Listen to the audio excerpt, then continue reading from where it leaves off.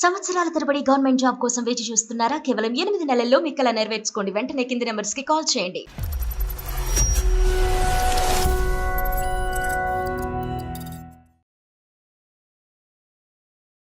నాకు మ్యారేజ్ అయ్యి 2 years అవుతుంది సార్. అప్పట్లో వేరే అమ్మాయితో క్లోజ్ గా ఫోటో దిగి ఉన్నారు సార్.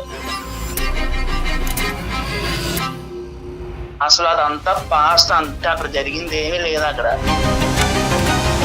లేక మెసేజ్లు ఫ్రెండ్స్ ఇలా ఉంటారు ఎవరైనా? నీకు అసలే మెంటలో ఇంట్లో అలా ఉండి సరిగ్గా కాసేపు ఆ అమ్మాయి పిచ్చిదే అనుకోండి. మంచిది కాబట్టి మీరాకి ఎందుకు వస్తుందని ఇంట్లో చూసుకోవడం మానేసి మామూలుగా ఉండదండి, చెప్తున్నాను. మీరు చేసినంత చేసి మళ్ళీ పిచ్చి అంటారేంటి? నువ్వు ఆఫీస్కి వెళ్ళినప్పుడల్లా ఫోన్ కాల్స్ మాట్లాడుకుంటూ ఉంటారు. నువ్వు నా ఫ్రెండ్ అనుకుంటూ మెసేజ్లు పంపించుకుంటారు. మరి రమేష్కి అది ఓకే అయితే కనుక మాకు ఓకే. నా బతుకు ఎలా అయిపోయిందంటే 2 పెద్దల మధ్య శాండ్విచ్ లో అయిపోయిందండి నా బతుకు. ఇప్పుడు అటు పక్కనేమో ఆ పిల్లేమో నాతో మాట్లాడకుండా అది బతకలేను, నా డిప్రెషన్ వచ్చాక నువ్వు ఒక్కరే నాకు అంటది. ఇక్కడ ఈ పిల్లేమో అనుమానం వచ్చేది. నువ్వు పదే ప్రశ్నించేటటువంటి నీ భార్య దెయ్యమా, లేదంటే అవతల సైడ్ ఉండేటటువంటి అమ్మాయి నిన్ను వదలకుండా, నీ ఫ్రెండ్షిప్ వదలకుండా నేను ఉండలేను, నువ్వు నన్ను వదిలేస్తే నేను చచ్చిపోతాననే అమ్మాయి దెయ్యం. ఇప్పుడు ఈ రెండిట్లో ఏది వదిలేయటం నీకు ఈజీ? ఇద్దరు దెయ్యాలనేనండి, కానీ ఆ పిల్లల్ని ఈజీగా వదిలించుకోవచ్చు అండి. నా ఫ్రెండ్ కానీ ఆ ఫ్రెండ్ నన్ను వదలట్లేదు కదండి, ఇంకా దెయ్యంలో పట్టుకు పీడిస్తుందని. నిజంగా మొగుడికి తెలిస్తే కనుక ఇదే యాటిట్యూడ్ కంటిన్యూ అవుతుందా? నీకు బంగారం లాంటి భార్య వచ్చింది, నువ్వు శాండ్విచ్ అనుకో, నువ్వు ఒక్క అమ్మాయి చేతిలో నలిగిపోతున్నావు, నీ భార్య చేతిలో నువ్వేం నలిగిపోవట్లే.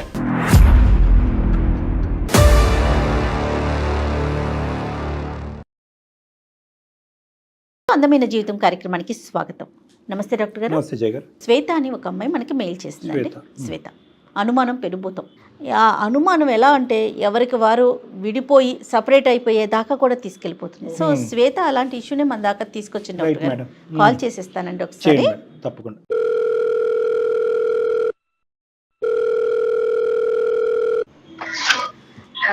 హలో, నమస్తే అండి శ్వేత గారండి. శ్వేత నేను జయాని, సుమన్ టీవీ అందమైన జీవితం ప్రోగ్రామ్ నుంచి కాల్ చేస్తున్నాను. మేడం.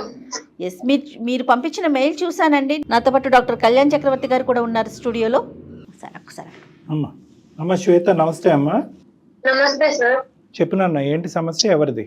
నాకు మ్యారేజ్ అయ్యి 2 years అవుతుంది సార్. నీది అరేంజ్డ్ మ్యారేజా, లవ్ మ్యారేజా, ఏంటి? సార్, మీ వారు ఏం చేస్తుంటారమ్మా శ్వేత? తను సాఫ్ట్వేర్ జాబ్ లో చేస్తారు మ్యామ్. మీరేం చేస్తుంటారు? నేను పెళ్లికి ముందు జాబ్ చేశాను మ్యామ్, తర్వాత మానేశాను. Okay okay right. ఓకే, అతనైతే ఐటీ, నువ్వైతే హౌస్ వైఫ్. 2 years అయింది మ్యారేజ్ అయ్యి, అరేంజ్డ్ మ్యారేజ్. ఇప్పుడు ఏం సమస్య అమ్మా?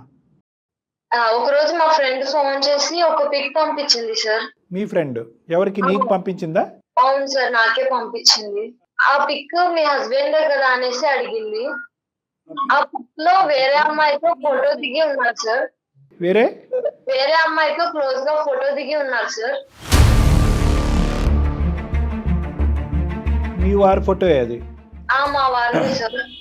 ఆ అమ్మాయికి ఫేస్బుక్ లో దొరికిందంట మేము. మీ ఫ్రెండ్ నీకు ఎట్లా, నీ క్లాస్మేటా లేకపోతే మీరు ఒక ఊరు వల్ల? ఎవరు ఆ అమ్మాయి? ఎవరు? Classmate ma'am. ఎంతకాలం అయింది ఇది ఫార్వర్డ్ చేసి? ఒక 2 months అవుతుంది సార్. 2-3 ఫోటోస్ ఉన్నాయి సార్. ఒకే అమ్మాయితోనా?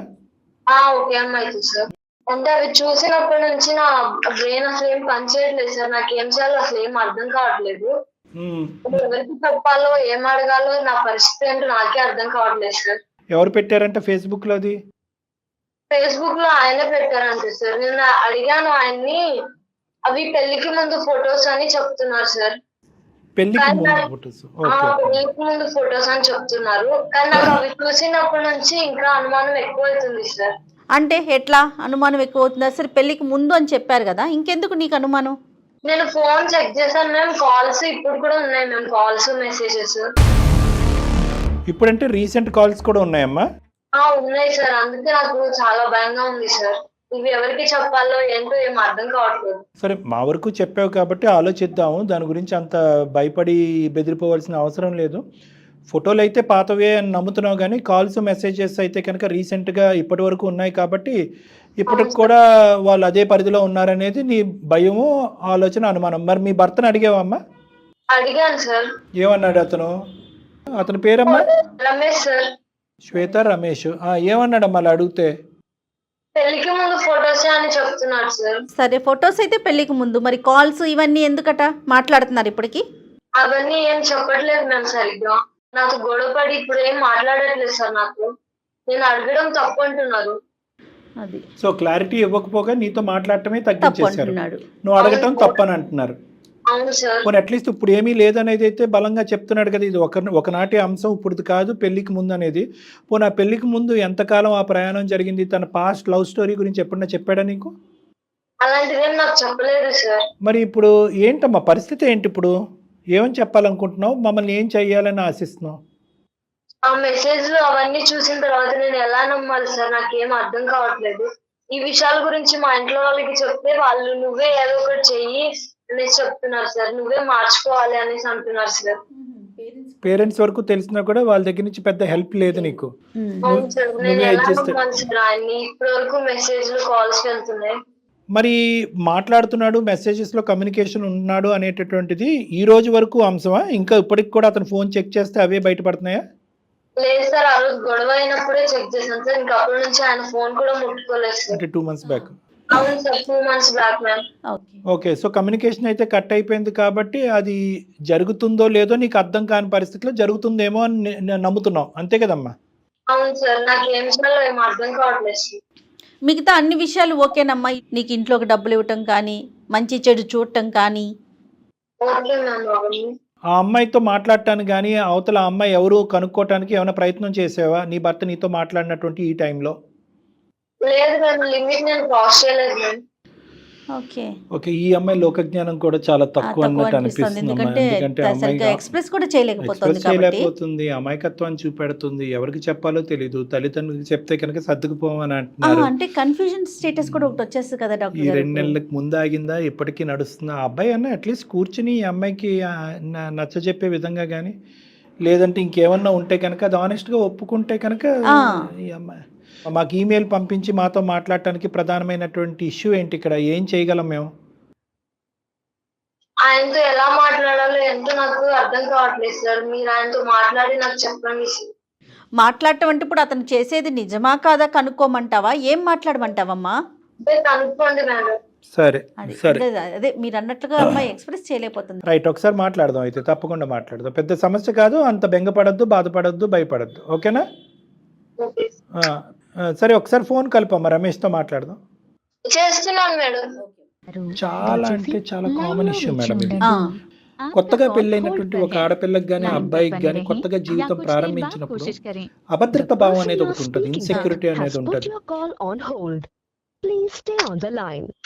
హలో హలో హలో హలో, అస్తమాను ఎందుకు ఫోన్ చేస్తాను? నేను ఆఫీస్ లో ఉంటాను కదా, ఇంకా నాకు పని ఏం లేదంటే నీ ఫోన్లు తప్ప.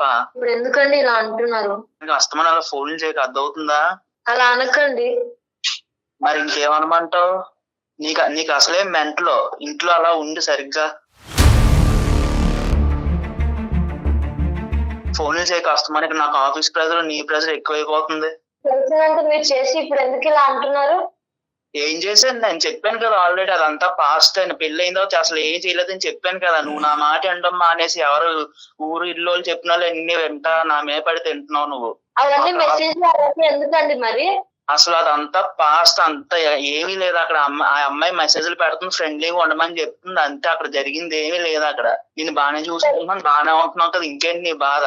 కాదు, నాకు అర్థం కావట్లేదు. పెళ్ళయ్యాక మెసేజ్లు ఫ్రెండ్స్ ఇలా ఉంటారా ఎవరైనా?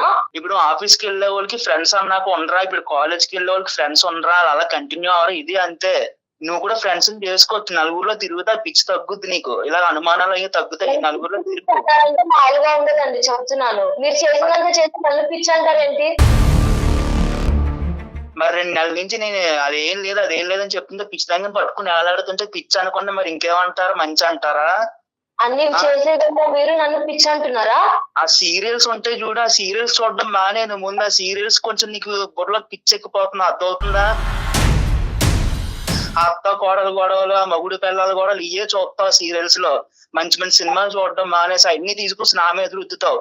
ఆ ఆఫీస్ లో నాడు గొడవ ఒకటే, ఇంటికి వస్తే నీ గొడవ ఒకటే. బుర్ర ఉండాలి కొంచెం అన్నాను. నీకు 2 నెలల నుంచి చెప్తున్నాను, అసలు నీకు అర్థమే కావట్లేదు ఏమి. ఏమనండి చెప్తున్నారు? 2 నెలల నుంచి మీరు గొడవ పడుతున్నారు, అది మీకు అర్థమవుతుందా? గొడవ పడేది ఎవరు, నువ్వా నేనా? అది తెలుసుకో ఫస్ట్. నీకు అది ఉంది, ఈ సంబంధం ఉంది, గొడవ పడేది నువ్వు నేనా? మళ్ళీ నన్ను అంటూ అటు తిరిగి ఇటు తిరిగి చేసినంత చేసి ఇప్పుడు చెప్తున్నారా? రమేష్ గారు నమస్తే అండి. రమేష్ గారు, హలో హలో రమేష్ గారు నమస్తే అండి. సారీ అండి, మేము బ్యాక్ ఎండ్ లో ఉండి మీ మాటలన్నీ వింటూ ఉన్నాం. నేను సుమన్ టీవీ అందమైన జీవితం ప్రోగ్రామ్ నుంచి జయానండి. చెప్పండి. నాతో పాటు డాక్టర్ కళ్యాణ్ చక్రవర్తి గారు కూడా ఉన్నారు. శ్వేత, ఓకే. మీ పర్మిషన్ తీసుకోకుండా మీతో మాట్లాడుతున్నాం, మరోలా అనుకోవద్దు. శ్వేత మమ్మల్ని అప్రోచ్ అయింది, మా కార్యక్రమానికి తను ఒక చిన్న లెటర్ రాసింది, మెయిల్ పెట్టింది. ఏమండి, ప్రపంచంలో బోల్ కుటుంబాలు, ఒక్కొక్క కుటుంబానికి ఒక్కొక్క సమస్య. ఇక్కడ ఏమీ లేనిది పిచ్చిదాని సమస్య మీకు ఒక పెద్ద సమస్య కింద సరే సరే, అది పిచ్చి సమస్య మంచి సమస్య అది మాట్లాడదాం, కానీ సమస్య కదా నాన్న రమేష్, అది ఎవరి సమస్యలకి ఎక్కువ కదా. నాకు బోల్ సమస్యలు ఉన్నాయండి, ఇవన్నీ చెప్పుకుంటా కూర్చుంటే ఎవరు ఆ బోల్డెన్ సమస్యలు మాకొద్దు. ఒకటి రమేష్ గారు, అన్ని బోల్డెన్ సమస్యలు వినే ఓపిక ఓర్పు సహనం మాకు లేదు. అంత టైం కూడా లేదు. లేనప్పుడు మేము చెప్పమని మిమ్మల్ని బలంతో పెట్టాం. ఇక్కడ సమస్య ఇద్దరిది కాబట్టి, ప్రధానంగా శ్వేతది సమస్య కాబట్టి తన తరపుని మిమ్మల్ని మాట్లాడాలని అనుకుంటున్నా. కానీ రమేష్ నీ సమస్యలు ఏంటి బాబు అని మేము అడగలేదు, అడగదలుచుకోలేదు. కాసేపు ఆ అమ్మాయి పిచ్చిదే అనుకోండి, కానీ ఈ అంశాల గురించి అమ్మాయి పిచ్చిదే, మీకు ఇయట్లేదు. పిచ్చిది కాబట్టి మీరాకి ఎందుకు వస్తాను, ఇంట్లో చూసుకోవడం మానేసి అక్కర్లేదమ్మా నాన్న. నువ్వు రమేష్ కొద్దిగా మాటలు జాగ్రత్త. మేము అనేది ఏంటంటే, మాకు చేసే వాళ్ళందరూ పిచ్చి వాళ్ళు ఏమీ కాదు, మతి స్థిమితం మతి భ్రమించినటువంటి వాళ్ళు కాదు. జీవితంలో కొన్ని అంశాల్లో ఓడిపోయి కొన్ని సాధక బాధకాలు తట్టుకోలేక ఏ దిక్కును చెప్పుకోవాలో తెలియక మా వరకు చేరినటువంటి బాధితులు. చెప్పుకోవాలో తెలియపోతే వచ్చి రోడ్డు మీద స్టూడియోస్ లో కూర్చొని చెప్పుకుంటారండి, ఇంట్లో చెప్పుకోవడం మానేసి. కాదు, ఇప్పుడు ఏం చేద్దాం అంటావు? సరే, స్టూడియో వరకు వచ్చింది. నా ఆఫీస్ లో బోర్డు ప్రెజర్ లో ఉంటే మా మేనేజర్ రోజుకో ప్రాజెక్ట్ చేయమంటారు, నేనే స్టూడియోలో కూర్చొని చెప్పుకోనండి అవన్నీ. అది నెక్స్ట్ ఎపిసోడ్ లో మాట్లాడుకుందాం. అప్పుడు నువ్వు కూడా స్టూడియోలోకి వచ్చి మాట్లాడేది. కానీ ఎపిసోడ్ లేదు, ఇప్పుడు కూర్చుందిగా. ఇప్పుడే చెప్పండి నాకు, ఇప్పుడు ఏం చేయాలి?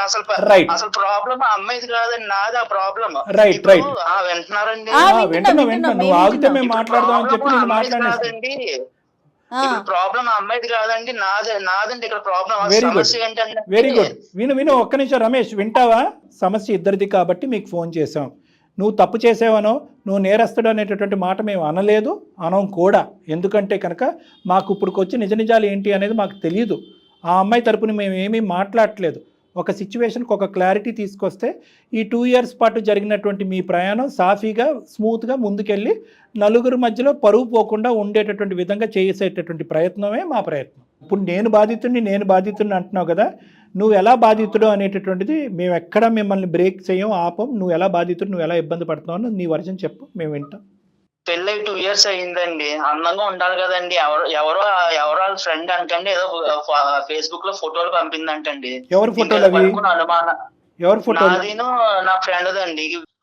మాది పట్టుకొని ఇంక నాకు ఏదో లింక్ ఉంది అంటుందండి. ఏదో బీటెక్ లోనే ఎప్పుడో అక్కడ లవ్ లో ఉన్నామండి, ఫోటోలు దిగా అప్లోడ్ చేసాం. అదంతా అయిపోయింది, అప్పుడే అయిపోయింది. ఆ అమ్మాయికి నాకు ఇప్పుడు అసలు నేను అమ్మాయితో అంత క్లోజ్ గా కూడా లేను. అప్పుడప్పుడు అమ్మాయి ఫోన్ చేసి మెసేజ్ పడుతుందండి. నేను అమ్మాయికి చెప్పాను ఆల్రెడీ పెళ్లి అయిపోయింది వదిలేయమని. కానీ ఆ అమ్మాయి ఏంటంటే, అమ్మాయికి నేను అంటే ఇష్టం అంటండి. కొన్ని ఫ్రెండ్లీగా అయినా ఉండు, నువ్వు తప్ప నాకు ఇంకెవరు తెలుసు, ఫ్రెండ్షిప్ కోసం దాంట్లోనే ఉండని చెప్పేసి ఆ అమ్మాయి అస్తమానం మెసేజ్లు పెట్టడం, అది పెట్టడం ఇది పెట్టడం చేస్తా ఉంటదండి. కాదు నువ్వు అమ్మాయికి చెప్పావా నాకు ఇలా పెళ్లి అయింది, ఇప్పుడు మెసేజ్లు పెడితే కనుక నా భార్యతోని నాకు గొడవలు అవుతున్నాయి, గొడవలు అవ్వచ్చు అన్నట్టుగా చెప్పావా? నేను ఆల్రెడీ అమ్మాయికి అన్ని చెప్పానండి. అమ్మాయి జస్ట్ ఫ్రెండ్స్ కోసం అంతే, ఏమీ కాదని చెప్పి అలా కాదు. ఇప్పుడు ఓన్లీ ఫ్రెండ్స్, జస్ట్ ఫ్రెండ్షిప్ అయినా కూడా ఇక్కడ భార్యాభర్తల మధ్యన ఎవరి ఆలోచన శైలి ఎలా ఉందో అనేది మనకు తెలీదు. కొంతమంది బ్రాడ్ గా ఆలోచించవచ్చు, కొంతమంది నేరోగా ఆలోచించవచ్చు. అందులో ఏంటంటే నీ భార్యకి పెద్ద అంత లోకజ్ఞానం, అంత ఇంగితం ఉన్నట్టుగా నాకు అనిపించట్లేదు. ఆ అమ్మాయి కొద్దిగా నేరో మైండ్, ఆ అమ్మాయి ప్రపంచం చాలా చిన్నది అన్నట్టు అనిపిస్తుంది. అందులో అనుమానాలు రావడానికి అవకాశం ఎక్కువ ఉంటుంది. అది 2 years బట్టి నువ్వు కూడా 2 years బట్టి నువ్వు బాగా పసిగట్టి ఉండొచ్చు ఈ అమ్మాయికి లోకజ్ఞానం తక్కువనే. అలాంటప్పుడు అమ్మ మహాతల్లి నువ్వు దూరంగా ఉండు, ఫ్రెండ్షిప్ కాస్త అయిపోయింది, ఇప్పుడు అవి ఏమీ వద్దు, ఈ మెసేజ్లు ఏమాత్రం నా భార్య చూస్తే ప్రాబ్లం అవుతుందని మీరు కొద్దిగా గట్టిగా వారించుంటే ఆ అమ్మాయి ఆపేసి ఉండేదేమో కదా. ఏమండి ఇప్పుడు నా ఫ్రెండ్ ఆ అమ్మాయి చచ్చిపోతాను నేను, నాకు బాధలు అయి చెప్పుకోవడానికి నువ్వు తప్ప ఇంకెవరు లేరు, నాకు కాలేజీలో కానీ అంతా నీతోనే కదా, నాకు ఎవరు లేరు, ఫ్రెండ్లీగానే ఉండు, నాకు కనీసం రిఫ్రెష్ గా ఉంటది మైండ్ అని చెప్తుంది. ఆ అమ్మాయికి refresh గానే ఉంటది. ఆ అమ్మాయి మధ్యలో మీ జీవితం కదా నాశనం అవుతోంది. ఆ అమ్మాయికి మ్యారేజ్ అయిపోయిందా? ఆ అమ్మాయికి మ్యారేజ్ అయిపోయింది, భర్త ఉన్నాడు, 2 పిల్లలు కూడా ఉన్నారండి. అయినా కానీ నీతో మాట్లాడటానికి ఇష్టపడుతుంది, మరి భర్తకు తెలియకుండానే మాట్లాడుతుంది ఆవిడ. భర్తకు తెలుసా తెలీదా మరి నాకు తెలియదండి. మరి అది చాలా ఇంపార్టెంట్, నువ్వు క్లారిటీ తెచ్చుకోవాలి. లేదంటే మీ వైఫ్ తో పాటు ఇంకోటి మొదలవుతాడు నీ వెనకాతల పట్టానికి. ఇప్పుడు మీ వైఫ్ అంటే ఇంటి వ్యవహారం, అది పర్లేదు, ఎందుకురా బాబు నా భార్యతో తెలియకుండా మాట్లాడుతున్నావు అని చెప్పి అక్కడ ఆవిడకో 2 వాయించి నీ మీదకి వచ్చాడు అనుకో, పరిస్థితి ఇంకో విధంగా ఉంటుంది. ఇప్పుడు మీ వైఫ్ కాబట్టి మీరు 100 సార్లు పిచ్చిదానివి అంటున్నారు. ఎవరు ఊరుకుంటారండి తన ముందు మీరు అట్లా మాట్లాడుతూ ఉంటే? ఎప్పుడైతే మ్యారేజ్ అవుతుందో రమేష్కి ఎంతైతే ఫ్రెండ్ అవుతుందో ఆ అమ్మాయి శ్వేతకు కూడా అంతే ఫ్రెండ్ అవ్వాలి, మన ఇంటికి తీసుకురావాలి, పిలిపించాలి, మాట్లాడుకోవాలి, ఒక కామనాలిటీ తీసుకురావాలి, లిమిటేషన్స్ ఉండాలి. ఒకరికి ఇష్టం లేకుండా ఇంకొకరు పదే కాల్ చేసి మెసేజ్లు పెడితే అది పద్ధతిగా ఉండదు. భార్య దగ్గర నుంచి దాచిపెట్టి ఫోన్ కాల్స్ మెసేజ్లు పెట్టుకుంటే అది పద్ధతిగా ఉండదు. ప్రైవేట్గా బయటకు వెళ్ళి కలిస్తే అది అస్సలు పద్ధతిగా ఉండదు. ఇటువంటి లిమిటేషన్స్ ఫ్రెండ్షిప్ అనేటటువంటిది ఉండొచ్చు, కానీ నేను చెప్పినటువంటి ఈ 4-5 కండిషన్స్ ఉంటేనే అది ఫ్రెండ్షిప్ కింద యాక్సెప్ట్ అవుతుంది. లేదంటే అనవసరమైనటువంటి శ్వేత లాంటి వ్యక్తులకి అనవసరమైనటువంటి అనుమానాలు వస్తాయి. అదే ఫ్రెండ్షిప్ అదే పద్ధతిని శ్వేత కంటిన్యూ చేస్తే కనుక రమేష్కు తెలియకుండా పెళ్ళైన 2 ఇయర్స్ తర్వాత ఫ్రెండ్షిప్పే, నీ మాటల్లోగా అది ఫ్రెండ్షిప్, ఇంకేమీ ఉండదు. వాళ్ళిద్దరు బయట కలవటం కానీ ఇంకోటి ఉండదు. జస్ట్ అప్పుడప్పుడు నువ్వు ఆఫీస్కి వెళ్ళినప్పుడల్లా ఫోన్ కాల్స్ మాట్లాడుకుంటూ ఉంటారు, నువ్వు నా ఫ్రెండ్ అనుకుంటూ మెసేజ్లు పంపించుకుంటారు. మరి రమేష్కి అది ఓకే అయితే కనుక మాకు ఓకే. అది ఓకే ఎలా అవుతుందని చంపేస్తాను అలాంటినే చేస్తే, అలాంటి ఎలా చేస్తాను పెళ్ళి అయిన నీకో తర్వాత. పుస్తకం అమ్మాయికో పుస్తకం, ఆడవాళ్ళకి ఒక న్యాయం మగవాళ్ళకి ఒక న్యాయం, అది వర్తించదా? న్యాయం కాదండి, నా బతుకు ఎలా అయిపోయిందంటే 2 బ్రెడ్ల మధ్య శాండ్విచ్ లో అయిపోయిందండి నా బతుకు. ఇప్పుడు అటు పక్కనేమో ఆ పిల్లేమో నాతో మాట్లాడకుండా అది బతకలేను, నా డిప్రెషన్ వచ్చేస్తుంది, నువ్వు ఒక్కడే నాకు అంటది. ఇక్కడ ఈ పిల్లేమో అనుమాన పక్షి అండి. ఈ శాండ్విచ్ లో 2 విచ్చులు ఉన్నాయి, అటో తెలియదు ఇటో తెలియదు. ఇప్పుడు ఎవరు నీకు పెద్ద ప్రాబ్లం అనేది నువ్వు తేల్చాలి కదా. ఇప్పుడు నువ్వు పదే ప్రశ్నించేటటువంటి నీ భార్య దెయ్యమా, లేదంటే అవతల సైడ్ ఉండేటటువంటి అమ్మాయి నిన్ను వదలకుండా, నీ ఫ్రెండ్షిప్ వదలకుండా నేను ఉండలేను, నువ్వు నన్ను వదిలేస్తే నేను చచ్చిపోతాననే అమ్మాయి దెయ్యమా? ఇప్పుడు ఈ రెండిట్లో ఏది వదిలేయటం నీకు ఈజీ? ఇద్దరు దెయ్యాలనేనండి, కానీ ఆ పిల్లల్ని ఈజీగా వదిలించుకోవచ్చు అండి. నా ఫ్రెండ్ కానీ ఆ ఫ్రెండ్ నన్ను వదలట్లేదు కదండి, ఇంకా దెయ్యంలో పట్టుకు పీడింతుందండి. ఇక్కడ ఈ పిల్లేమో నన్ను అర్థం చేసుకోదండి. ఇప్పుడు మీరు చెప్పండి రమేష్ ఒక్కటి నాన్న, ఇద్దరు దెయ్యాలైతే కనుక అదెలా అవుతుంది? ఇప్పుడు ఈ అమ్మాయి నిన్ను ప్రేమించి ఇప్పుడు ఇష్టపడి పూర్తిగా 110% నమ్మి నీ దగ్గరకు వచ్చినటువంటి ఒక అమ్మాయి. ఈ అమ్మాయి బ్యాక్గ్రౌండ్లో ఎటువంటి తప్పు లేదు, ఫోర్గ్రౌండ్లో అసలు తప్పు లేదు, ఆ అమ్మాయి మీద ఎటువంటి మచ్చ లేదు. ఆ అమ్మాయికి లోకజ్ఞానం తెలియకపోవటం వల్ల న్యాయంగా ఒక ప్రశ్న అడుగుతుంది. ఏం అడుగుతుంది? మా ఆయన అక్రమ సంబంధాలు పెట్టుకుని తిరిగేస్తున్నాడండి అని అనట్లేదు. మా ఆయన నాకు క్లారిటీ ఇవ్వట్లేదండి, మాటలు ఆపేశాడు. ఏ రోజు నుంచి అయితే ఫోటోలుని మెసేజ్లు ఫోన్ కాల్స్ దొరికినాయో ఆ రోజు నుంచి మాటలు ఆపేయటం వల్ల ఈ కథ అక్కడితో ఆగిపోయిందా కంటిన్యూ అవుతుందా అనేది నాకు తెలియట్లేదు అనేది ఒకటి చెప్తుంది. రెండో అంశం ఏంటి? ఎవరైతే నీ ఎక్స్ ఉందో ఈ అమ్మాయికి అంత హెడ్ స్ట్రాంగ్ ఏంటి నాకు అర్థం కాదు, అంత యాటిట్యూడ్ ఏంటి? నిజంగా మొగుడికి తెలిస్తే కనుక ఇదే యాటిట్యూడ్ కంటిన్యూ అవుతుందా? నువ్వు బ్రతకగలవా? ఆ అమ్మాయి బ్రతకగలదా? పబ్లిక్గా 2 కుటుంబాలు ఎదుర్కొంటే చెప్పగలరా మీరిద్దరుని? మేమిద్దరం అప్పుడు ఎక్స్ ఫ్రెండ్స్, ఇప్పుడు కరెంట్ ఫ్రెండ్స్, ఇప్పుడు కలిసి ప్రయాణం చేస్తున్నాం, లేదంటే ఫ్రెండ్షిప్ ఒకటే కంటిన్యూ అవుతుంది, నేను వదిలేయాలనుకుంటున్నాను కానీ ఆ అమ్మాయి వదిలేయాలనుకోవట్లేదు అనేటటువంటి ఈ భాష ఏదైతే నువ్వు మాట్లాడుతున్నావో, ఏ పట్టు విడిపైతే విడవకుండా ఆ అమ్మాయి మాట్లాడుతుందో, ఈ అంశాన్ని తీసుకెళ్ళి వాళ్ళ ఆయన ఎదుర్కొంటే పంచాయతీ పెడదామా? లెక్క ఇట్టే తేలిపోతుంది. ఈ వేషాలన్నీ వేయొద్దని చెప్పు. ఎందుకు చచ్చిపోతుందంట? ఏమనుకుని చచ్చిపోతుందంట? అనుకున్నారు, వర్కౌట్ అవ్వలేదు లవ్ స్టోరీ, పెద్దలు ఒప్పుకోవట్లేదు కాబట్టి అంగీకరించారు. ఈ పెళ్లి నువ్వు చేసుకున్నావు, ఆ పెళ్లి ఆ అమ్మాయి చేసుకుంది, కథ సుఖాంతం. ఇంకా చక్క పిల్లలు ఉన్నారని చెప్తున్నావు. పెద్దల గురించి ఒక తీర్పు, పెద్దలు లేనప్పుడు ఇంకో తీర్పా? అంటే పెద్దలు పెళ్లి చేసుకోమన్నారు కాబట్టి ఇరువైపులు అరేంజ్డ్ మ్యారేజ్ చేసుకున్నారు. అరేంజ్డ్ మ్యారేజ్ చేసుకున్న తర్వాత మళ్ళీ మీ లవ్ స్టోరీ కంటిన్యూ అవ్వాలనుకుంటుందా? ఎలా వర్కౌట్ అవుతుంది? అప్పుడు వరకు ఉన్న లవ్ స్టోరీ సడన్గా ఫ్రెండ్షిప్ కింద ఎలా మారుతుంది? మీకు పాత జ్ఞాపకాలు గుర్తుకురావా? పాత ఆలోచనలు గుర్తుకురావా? రేపో మాపో మీ ఆవిడతో ఒక చిన్న గొడవ అవుతుంది, ఇప్పుడే అవుతుంది. అప్పుడు ఆ అమ్మాయి స్వీట్గా అనిపించదా? ఆ అమ్మాయికి అలా ఆయనతో గొడవ అవుతుంది, అప్పుడు నువ్వు స్వీట్గా అనిపించవా? సో కాబట్టి ఇవన్నీ అనవసరమైన తలనొప్పులు, తెలియనితనము, ఇమ్మెచ్యూరిటీ, వయసు లేకపోవటం, అనుభవం లేకపోవటం. ఇంకా ఇప్పటికీ కూడా మీ ఆవిడ పిచ్చిది కాదు, నువ్వు పిచ్చోడివి. నిజంగా నువ్వు పిచ్చోడు. ఎందుకంటే కనుక నేనేమో పిచ్చోడిని ఇప్పుడు చెప్తా రమేష్, చెప్తాను. చేసేసారండి, లేదు చేసేలేదు. కాదు విను. పెళ్ళైన తర్వాత పిచ్చోళ్ళు ఆటోమేటిక్ గా అవుతారండి, వాళ్ళు చేస్తారు నాకు తెలుసు. విను వాళ్ళు చేయటం ఏమి కాదు. నీకు అటువైపు నుంచి ఆ అమ్మాయి వాయిస్తుంది కదా, ఇటువైపు నుంచి ఈ అమ్మాయి వాయిస్తుంది కదా, ఆ అమ్మాయి వాయింపు ఎలా కట్ చేయాలి అనేటటువంటిది తెలుసుకోవటం చేయగలటం చాలా ఈజీ. నీకు నెంబర్స్ బ్లాక్ చేసేయచ్చు, సోషల్ నెట్వర్క్ బ్లాక్ చేయొచ్చు. నువ్వు బ్లాక్ చేయటం అనేది నీకు అభ్యంతరం కాదు. ఆ అమ్మాయి ఎక్కడ ఊరేసి చచ్చిపోద్దా అనేది నీ భయం కదా. అవునండి రైట్ పద. ఆ అమ్మాయి చచ్చిపోతాను అంటుందండి, అదే నా భయం. మళ్ళీ ఇప్పుడు ఆ పిల్ల చచ్చిపోతే అది వచ్చి నా నెత్తి మీద కూర్చుంటది ఆ చావు కేసు. అదెందుకు నాకు, ఉన్న కేసుతోనే చచ్చిపోతున్నారు, ఆ కేసు ఎందుకు నాకు? నన్ను ఎందుకు పెళ్లి చేస్తున్నాడు సార్? అలాంటప్పుడు ఆమె చచ్చిపోతుందని ఆమె గురించి ఆలోచిస్తున్నాడు కానీ నా భవిష్యత్తు గురించి ఆలోచించట్లేదు. మా ప్రశ్న కూడా అదేనే తల్లి. అసలు నా బతుకు ఎలా అయిపోయిందంటే అక్కడ ఆ పిల్లని వదిలించుకోవాలని, ఇక్కడ ఈ మట్టి బొరకు నేను చెప్పలేని, ఈ పిల్లకి చెప్పిన అర్థం కాదు. అమ్మాయి మట్టి బొర్ర అయితే నీది పెంట బొర్ర. ఏం మాట్లాడుతున్నావు? ఎందుకు ఆ మాటలు ఎందుకు? అసలు ఫస్ట్ ఈ పిల్ల ఫ్రెండ్ అని అనాలని, అసలు ఆ పిల్ల ఫేస్బుక్ తిప్పడం ఎందుకు? నా ఫోటో ఆ పిల్లకి దొరకడం ఏంటి? ఆ ఫోటో తీసుకొచ్చి ఈ పిల్లకి ఇవ్వడం ఏంటి? రమేష్ వింటావా? ఫేస్బుక్ లో పెట్టి మీరు అలానే అంటారా? ఊరుకొని ఉంటారా? మీరు చెప్పండి. మీలాగా నేను కూడా ఫోటోలు దిగి ఫేస్బుక్ లో పెడతాను. ఫేస్బుక్ లో పెట్టడం అంటే అడుగుతామండి ముందు. అలా చెప్పండి. ఇన్నిసార్లు నన్ను పిచ్చిదాని అంటున్నారు కదా, మిమ్మల్ని చేసుకొని నిజంగానే పిచ్చిదాని అయిపోయా. అంట నోటుకు వచ్చినట్టు మాట్లాడుతా. నువ్వు చక్కగా ఎంజాయ్ చేస్తున్నావు అమ్మాయితో మాట్లాడుకుంటా. ఎంజాయ్ ఏ ఎంజాయ్? ఒక పక్కన ఏదో పక్క నువ్వు శాండ్విచ్ అయిపోయింది నా బతుకు. ఏ ఎంజాయ్ ఉంది ఇక్కడ నా బతుకులో? తర్వాత బ్యాండ్విచ్ అవుతుంది. కానీ నిజంగా నువ్వు అమ్మాయిని లవ్ చేసేటట్టయితే కనుక ఆ అమ్మాయిని పెళ్లి చేసుకోలేకపోయావా? ఈ అమ్మాయిని ఎందుకు ఈ అమ్మాయిని 2 years బ్యాక్ పెళ్లి చేసుకుని అందరినీ మోసం చేస్తున్నావు? ఇంట్లో ఒప్పుకోలేదండి. ఒప్పుకోకపోతే అది నీ దురద, నీ ప్రాబ్లము, నీ చేతకాంతనం. ప్రేమించిన వాడు పెళ్లి వరకు ఆ అమ్మాయిని తీసుకెళ్ళకపోయావు కాబట్టి నువ్వు తప్పు అనేటటువంటి కళ్ళలో ఉన్నావు కాబట్టి, పరిధిలో ఉన్నావు కాబట్టి తప్పును అంగీకరించాలి. సరే, ఇప్పుడు నువ్వు తప్పు చేసావని మేము అనట్లేదు. కనెక్షన్ అయితే తెగదెంపు చేసుకోలేకపోతున్నాను, ఎందుకంటే ఆ అమ్మాయి నన్ను హింస పెడుతుంది, నా ప్రాబ్లంకి సొల్యూషన్ చెప్పండి అని నువ్వు మమ్మల్ని అడగాలి. అంతేగాని పదే పదే మట్టి బుర్ర, పిచ్చిది, మెంటల్ది ఇలాంటి మాటలు అంటే కనుక మర్యాదగా ఉండదు రమేష్. నీ సమస్యకు కూడా పరిష్కారం చెప్తాం. ఆ అమ్మాయి పిచ్చి పిచ్చిగా మాట్లాడితే కనుక ఆ అమ్మాయితో మేము ఇప్పుడే ఫోన్ కలిపి ఆ అమ్మాయి సంగతి ఏంటో అనేది చెప్తాం. ఎందుకు చచ్చిపోతుందంట? పెళ్లి చేసుకుని 2 పిల్లలు కనుక చచ్చిపోవటానికి పాత ప్రేమలు గుర్తు తెచ్చుకుని చేసేటటువంటి దొంగ పనులు ఆ అమ్మాయికి కూడా మేము బుద్ధి చెప్తాం. నువ్వు ఆ అమ్మాయి విషయంలో ఏమీ ఆలోచించవలసినటువంటి అవసరం లేదు రమేష్. నీకు బంగారం లాంటి భార్య వచ్చింది. నువ్వు శాండ్విచ్ అనుకో, నువ్వు ఒక్క అమ్మాయి చేతిలో నలిగిపోతున్నావు, నీ భార్య చేతిలో నువ్వేం నలిగిపోవట్లే. మీలాగా నేను చేస్తే మీరు ఊరుకోనే ఉంటారా చెప్పండి? మీలాగా నేనేం తిరగట్లేదు. అసలు ఆ చేయటమే తప్పంటే మళ్ళీ అతనిలాగా చేయటం ఏంటంటావు నువ్వు ఒకదానివి? శ్వేత, తప్పు చేస్తే ఆడోళ్ళు మరి చమ్మిక్కయ్యి ఇప్పుడు మగోడు తప్పు అంటారు మీరు. నేనెక్కడ తప్పు చేశాను? నువ్వు ఆడజాతి మొత్తాన్ని బయటకు లాగమాక గానీ. నువ్వు ప్రేమించినటువంటి అమ్మాయి గురించి నువ్వు పోరాడలేక దిక్కుతోచినటువంటి పరిస్థితిలో ఒక అరేంజ్డ్ మ్యారేజ్ చేసుకుని ఆ అమ్మాయిని ఇప్పుడు వదిలించుకోలేక చిక్కుముడి సమస్య నువ్వు బాధపడుతున్నావు. ఇది స్వయంకృతాపాత్యం, నీకు నువ్వుగా సృష్టించుకున్నటువంటిది.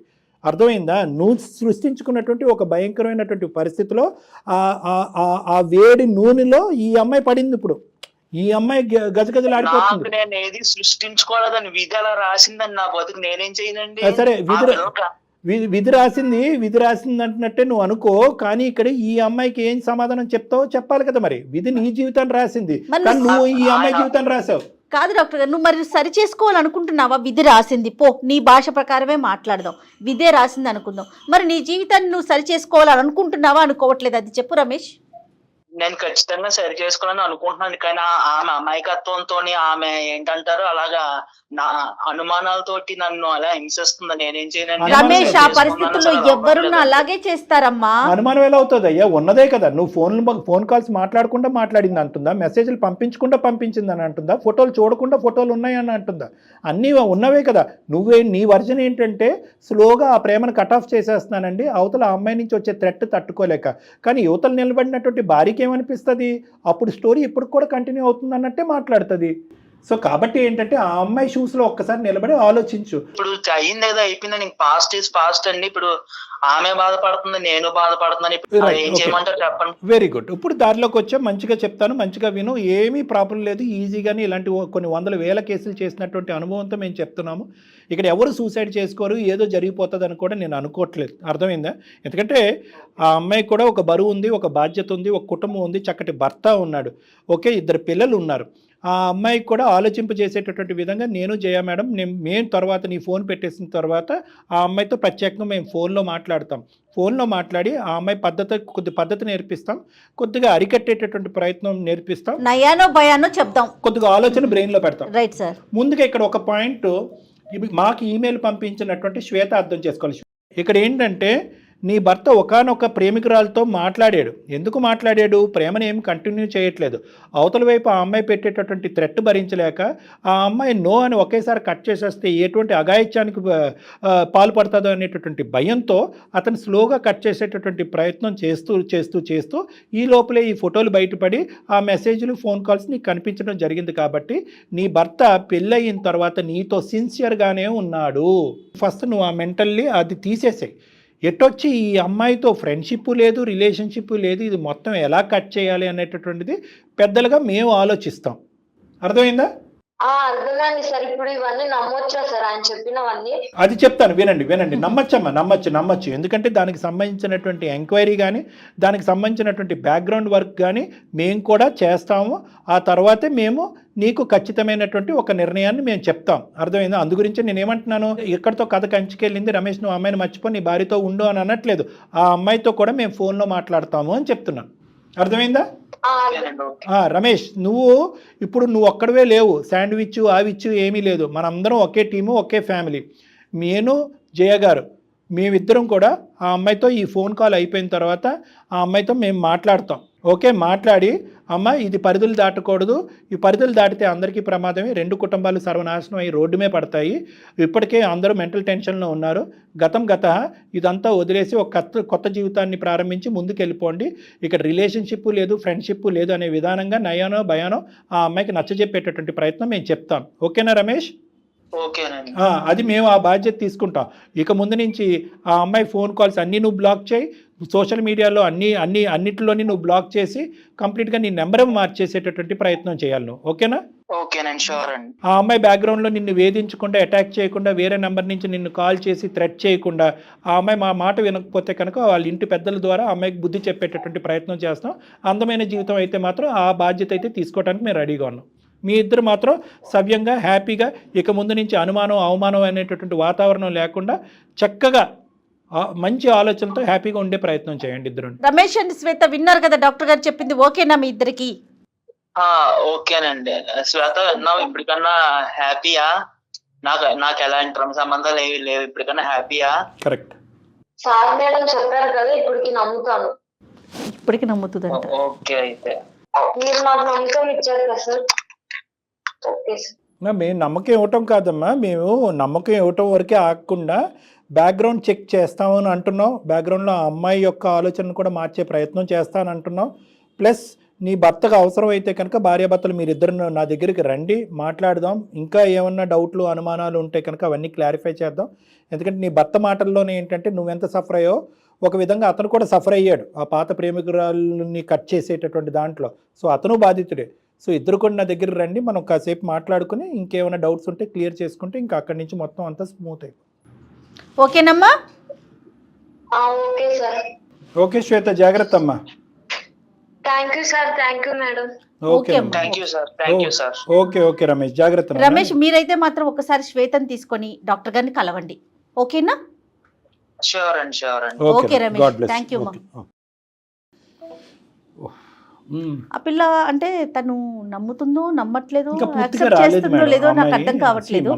అనుమానంలో ఏం చేయాలో అబద్ధం ఆడుతున్నాడు అనేటువంటి ఫీలింగ్ ఉంది. ఆ డిప్రెషన్ లోకి వెళ్ళిన తర్వాత నిజాలు కనిపించిన వైట్ అన్న బ్లాక్ గానే కనిపిస్తూ ఉంటుంది నిజాలు. సో ఆ అమ్మాయికి ప్లస్ ఏంటంటే పేరెంట్సే కొద్దిగా ఈ ఇష్యూని ఇంకో విధంగా రిజాల్వ్ చేస్తుంటే ఈ రోజు అమ్మాయికి నమ్మకం వచ్చేది. అలా కాకుండా పేరెంట్స్ అమ్మ నీ జీవితం నువ్వు చూసుకో అనేటప్పటికి ఇంకా అమ్మాయి ఏకాకి అయిపోయి డిప్రెషన్లోకి వెళ్ళిపోయి ఇప్పుడు అతను చెప్పే మాటలు కూడా పూర్తిగా నమ్మకం కలగట్లేదు. ఇప్పుడు ఒక మాటలో నమ్మకం కలగాలని కూడా మనం ఎక్స్పెక్ట్ చేయకూడదు. మనం అందుగురించి పిలిపించి మాట్లాడదాం. తప్పకుండా అమ్మాయితో కూడా ఎక్స్ అనేటువంటి అమ్మాయితో కూడా మనం ముందు స్ట్రాంగ్ గా మాట్లాడాల్సింది ఆ అమ్మాయితో. డెఫినెట్ గా మాట్లాడాలి. రైట్ డాక్టర్ గారు, నమస్తే.